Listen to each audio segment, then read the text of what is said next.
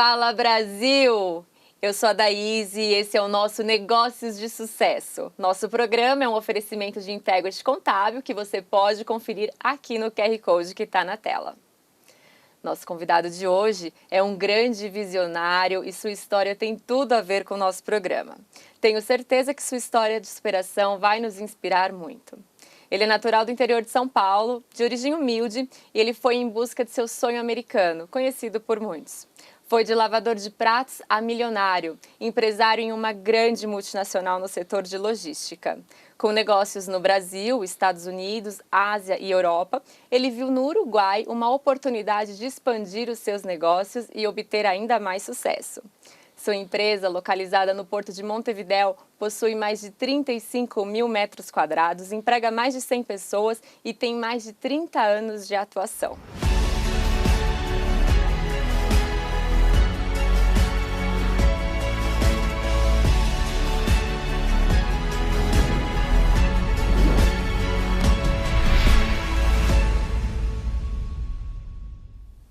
Nosso convidado de hoje é o Renato Ferreira. Renato, é um prazer tê-lo aqui no nosso programa, uma honra para mim poder te entrevistar. Muito obrigado por ter aceitado o nosso convite.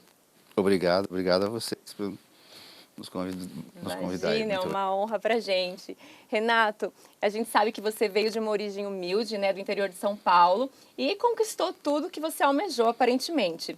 Queria saber um pouco da sua história, se você podia resumir a sua história para a gente. Bom, a minha história é uma novela. Vou tentar resumir em poucas palavras. Para falar um pouco de mim, eu tenho que falar um pouco de onde eu venho, das minhas origens. Muito do que eu sou hoje tem a ver com meu pai e tem a ver com a minha mãe. Eu acho que a maioria de nós vem da formação das informações que você teve de família, né?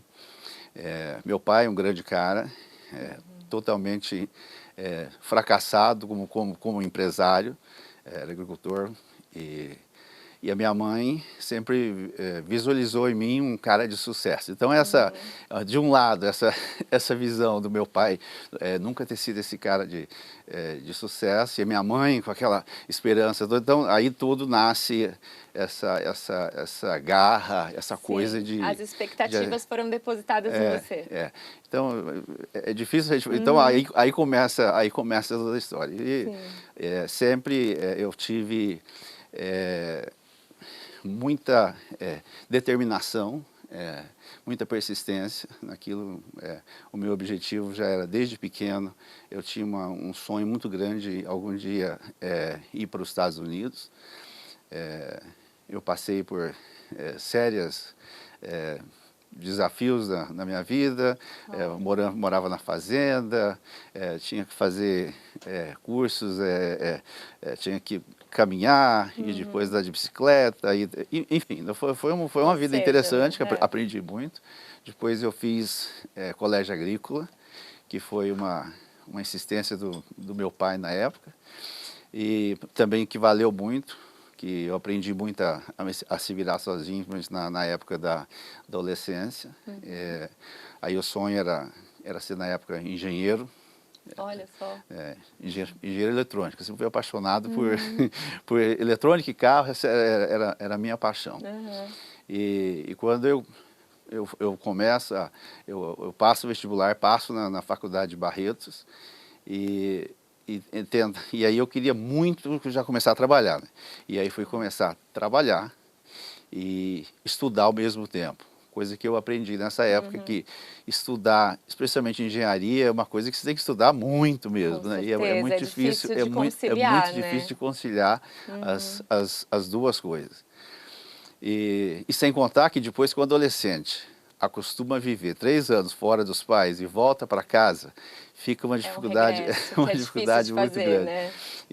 Então aí foi que a minha história um pouquinho começa aí, que eu decidi deixar a casa dos meus pais. Fui na época, Goiânia era uma cidade que crescia muito, casa de Brasília e tudo, 1980 isso, e aí eu decidi ir tentar minha vida lá, porque e aí eu tinha, a minha família na época tinha muito pessoal que trabalhava no Banco do Brasil. Na época era uma coisa assim fantástica. Falei assim, olha, porque eu me desapontei naquela época de ser engenheiro, porque o engenheiro ganhava nada.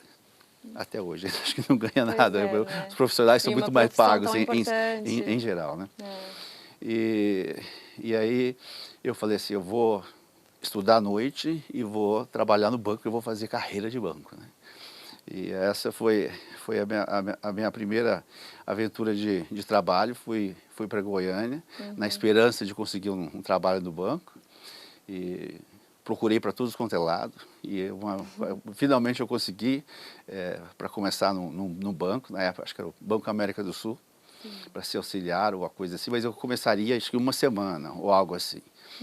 E quando, nesse espaço de tempo, eu estava sem fazer nada, começo a olhar o jornal. E nesse jornal tinha um anúncio procurando profissionais de vendas. E era um anúncio de uma página, falando com benefícios internacionais, com um monte de coisa. Eu falei, eu tenho o que fazer, eu vou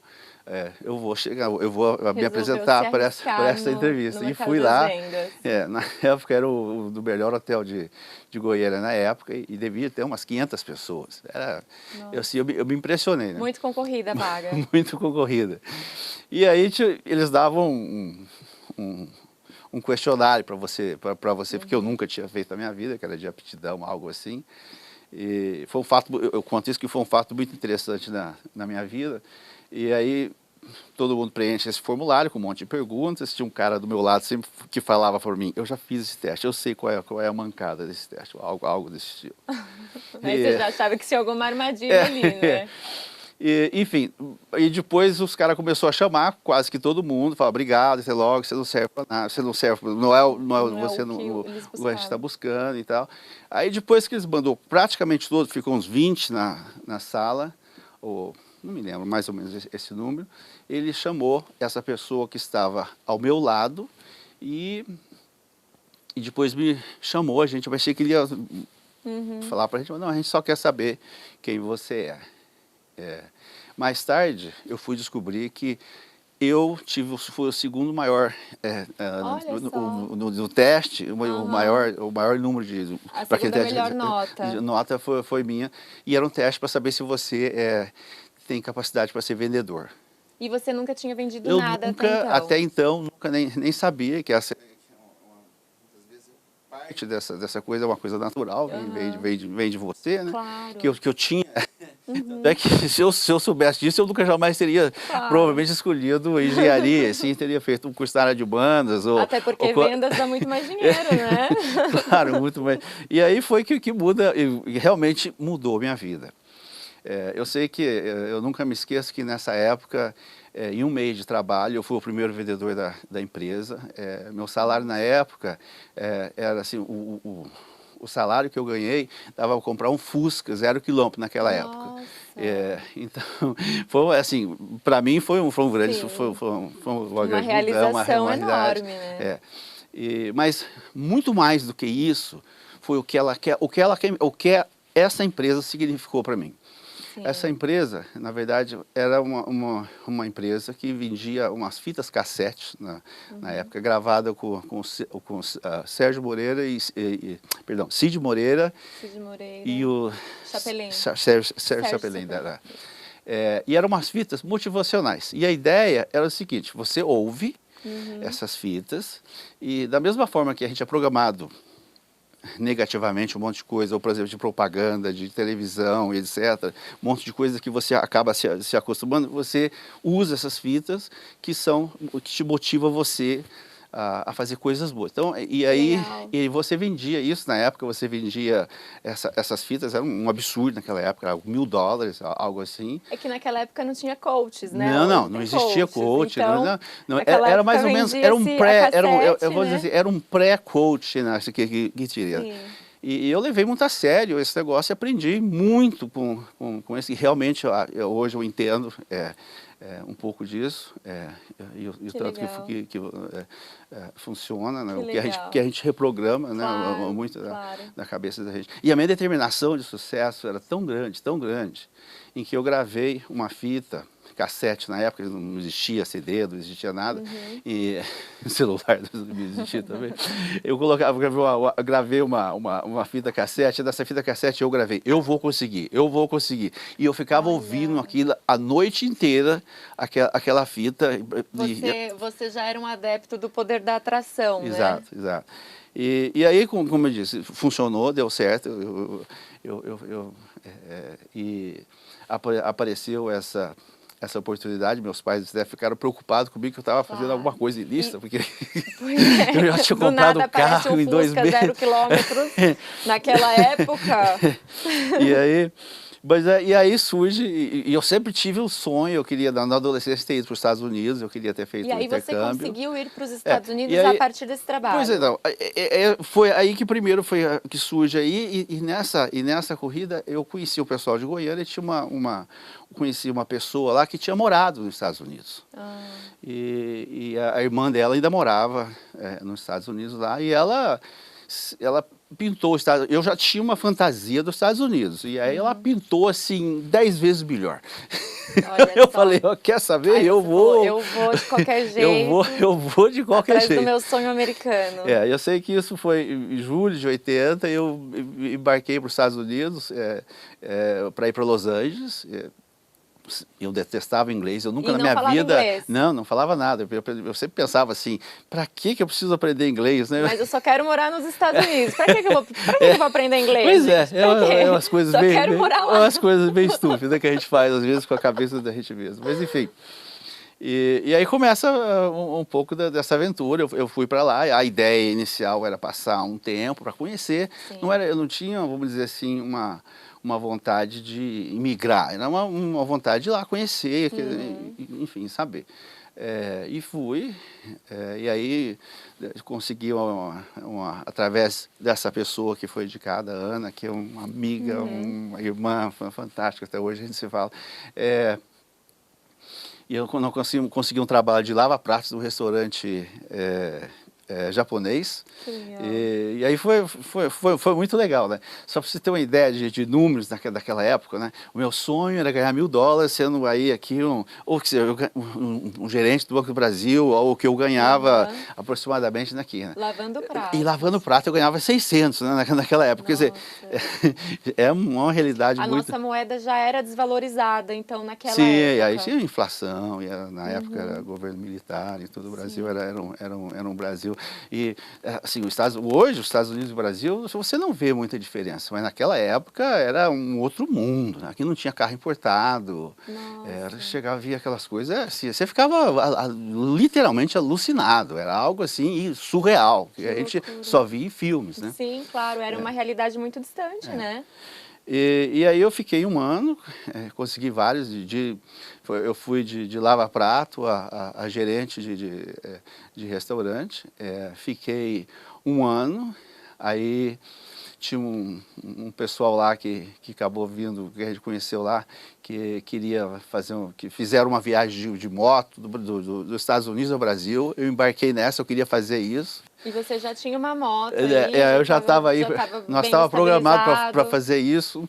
Na última hora eu acabei não indo, porque o amigo meu que ia, a namorada dele teve um acidente, e nós cancelamos, mas ficou aquela coisa na cabeça de sempre fazer. Aquele sonho. E aí voltei para o Brasil, e quando você volta, eu sempre digo assim, que os Estados Unidos é como uma droga, como se você vicia, né? Uma vez que você... É o bichinho que pica, né? A gente fala. E aí, quando eu voltei para cá, eu já não consegui, embora eu voltei muito bem qualificado, eu aprendi inglês, e o conhecimento que eu tinha, eu podia ter uma posição interessante aqui, ou de negócio, qualquer coisa, mas... não era a mesma coisa. E aí sim foi que eu decidi morar lá de vez. E imigrar, né? Morar lá de vez. E aí dessa vez quando eu volto, é uma das coisas muito legais que eu volto, o cara que, meu último emprego, eu trabalhava numa pizzaria e eu era bartender, é um dos melhores empregos que eu tive, que era muito legal para aprender inglês, porque você conversava com as pessoas. Sim, conhecia. E esse cara, que era um tailandês, falou assim para mim, eu sei que você vai voltar, quando você voltar, você volta que eu vou te empregar na hora, né? Eu sempre pensava, E eu me lembro que a primeira vez que eu voltei, eu cheguei, eu passei ao lado, né, dessa pizzaria e ele estava lá. Quando ele viu, eu saiu correndo de manhã, não tinha aberto a pizzaria. Ele saiu correndo, abriu a porta, você começa hoje? Ah, olha, já estava te esperando já, emprego garantido, olha que maravilha. Então, eu tenho esse amor muito grande pelos Estados Unidos, porque sempre é um país que me abriu as mãos Sim, claro, que te deu as maiores oportunidades, em todos os né? aspectos, As melhores oportunidades da sua vida, né? E aí foi... E aí, dessa vez, agora eu queria fazer exatamente aquilo que eu queria. E aí eu sempre gostei muito de carros. E eu passei por várias etapas, e ainda por vários empregos, até meu inglês ficar melhor um pouco, até um dia que eu resolvi. E aí eu fui vender carro, fui ser vendedor da Ford na época. Ah, legal. De novo, como vendedor, eu fui um sucesso, foi muito bem. Em pouco tempo eu fui gerente de uma concessionária. Olha só. E nessa época começa o Jata Color, que entra aqui no Brasil. Isso já foi 89 ou 80, por aí, 89 da venda. E quando abre as importações aqui do Brasil, que o Brasil tinha fechado por muitos anos, uma das minhas carteiras de cliente era o pessoal da Varig, na época, que tinha uma base lá. A Varig, o pessoal ficava 3 anos e precisava comprar um carro, e ninguém tinha crédito. Eu consegui fazer um acordo com a Ford, que dava crédito para esse pessoal. Então, todo o pessoal da Varig era cliente, era cliente nosso. E o pessoal muito gente fina, muito bacana. E um belo dia, eu me lembro que um dos tripulantes chegou com o jornal O Globo e falou assim, olha isso aqui, trouxe para você ver. E ele me mostra, tem uma reportagem de 2 páginas com um Thunderbird, que era um carro da Ford na época, de uma concessionária que era meu concorrente, que estava aí, não sei, talvez 10 quilômetros de distância, aqui no Brasil, né? Sim. E eu fiquei, caramba, como é que esse cara está conseguindo fazer nessas vezes? Eu nem sabia. E aí sei que eu entrei em contato com essa pessoa, no caso, o Evandro, grande amigo também, que aí começa a minha história de um pouco da Lobraus, quase que nasce aí nesse momento, né? Sim. Que a gente começa a exportar carros para o Brasil. Olha só. Primeiro através disso, depois o Evandro me apresentou o Almir Vespa, que era o proprietário da Cantareira Ford, que era a maior vendedora de... E aí você passou a exportar carros para o Brasil. E nessa época... De vendedor de carros, passou a ser exportador. Eu já tinha criado essa empresa, a Lobraus, mas eu exportava informática, que na época também, alguma coisinha, mas não era nada. Mas assim, o grande negócio começa com carros. E aí nós começamos a exportar carros para o Brasil e fomos, na época nós fomos a empresa a ter o maior volume, uma empresa da Califórnia, o maior volume de exportação de carros do Brasil. A gente comprava todos os carros que tinha em estoque. Não, e deve ter feito o maior sucesso, né? Porque carro importado chegando no Brasil numa época onde não se tinha carro importado no Brasil, né? Não, era uma loucura. E o era pessoal bem concorrido, então com certeza foi o maior sucesso. E o pessoal queria comprar, a sede do brasileiro ficou fechado 14 anos, de comprar carro era muito grande. Aí surge a próxima necessidade, porque vinha os carros, aí os caras falam assim, não, mas precisa de peça, precisa de equipamento e tudo, e a gente começa a exportar isso aí. Aí que vem exatamente um pouco do que é a Lobraus, que Lobraus, na verdade, é Logística Brasil, Estados Unidos. Né? Ah, é isso, legal, bacana. E que aí nós começamos a montar uma estrutura de exportação de peças. Mas, enfim, era muito difícil na época de fazer uma importação no Brasil, porque na época ainda ninguém tinha uma estrutura e demorava muito. Então aí nós resolvemos criar uma própria empresa aqui no Brasil para poder fazer a importação. Então a gente tinha uma empresa, a Lobraus dos Estados Unidos, uma outra importadora aqui, e nós fazíamos todo o processo. E aí nós criamos um produto que a gente chama end-to-end, que é, na verdade, a gente compra a mercadoria para você, a gente despacha a mercadoria, a gente libera a mercadoria e a gente entrega a você num prazo determinado e um valor fixo em dólares ou... E esse que foi o maior sucesso da Lobral. E aí foi que a gente cresceu que tá muito. aí até hoje, né? Bom, então o Brasil já não era mais tão competitivo, né? Não valia tanto a pena por conta dos impostos. Não foi exatamente competitividade, foi um ramo específico que foi a proteção da indústria nacional automobilística. E aí, isso, o que acontece? Você aprende quando você é colocado alguma coisa acontece e você tem que reinventar. Então isso fez com que a gente reinventasse a Lobraus, e aí foi que a gente começou a operar em outras áreas. Nós saímos, seguimos na área ainda de autopeças, mas então aí começamos a operar com outras empresas, com empresas maiores, com linha de produção. Por exemplo, a gente tinha uma operação, um dos nossos clientes foi a PepsiCo. Como que foi? Conta pra gente, só pra gente entender. Como que foi esse trânsito? Porque vocês vieram de autopeças, de veículos, enfim, e aí vocês foram para clientes grandes também, só que de indústrias alimentícias, enfim. Como que foi esse trânsito? Foi natural ou fez parte de uma estratégia? Foi parte de uma estratégia, porque a gente criou, o que a gente não sabia é que esse conceito que a gente criou para autopeças funcionava para qualquer outra divisão. E quando a gente começou a oferecer esse produto, as pessoas assim não acreditavam. Falaram, pera lá, você entrega isso em 10 dias e o preço é isso, eu não tenho que fazer nada? As pessoas, primeiro que as empresas não acreditavam. Eu me lembro que na Nestlé, o primeiro contrato que a gente fechou lá, o cara, isso é impossível. Aquele assunto, quando a esmola é muito, o santo desconfia, nós tivemos com a Provenda também, que o cara não conseguia acreditar, que nós precisava de uns kits de ar-condicionado, e aí nós começamos também a trabalhar direto com as próprias montadoras, porque eles não tinham know-how para poder fazer isso. Então nós trabalhamos nessa época com todas as montadoras, Ford, Chevrolet, assim, todas as... Porque realmente um gerenciamento de logística é algo que toda empresa, toda indústria precisa, né? Sim. E vocês tiveram uma grande sacada que na época não existia no mercado. Sim. E aí foi isso aí. Aí é um pouco aí da nossa... Crescemos muito no Brasil, né, nessa época. E aí onde... que eu vou ter que finalizar com você aqui agora, é que surge o Uruguai. Né? No final da história, quando a China começa a exportar ao Brasil, nós começamos a trazer coisas da China, era um horror para trazer isso e conseguir liberar isso na alfândega, porque os chineses não tinham a ideia de que no Brasil era tão complicado.